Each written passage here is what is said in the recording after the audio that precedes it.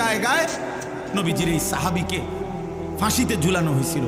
মক্কার কাফেররা হযরত খুবাইবকে যেদিন ফাঁসিতে ঝুলায়, সেদিন মক্কার নেতা আবু সুফিয়ান হযরত খুবাইবকে বলছিলেন, খুবাইব, ফাঁসির শেষ মুহূর্তে, ফাঁসির পূর্বক্ষণে তোমার জীবনের শেষ তামান্না কি?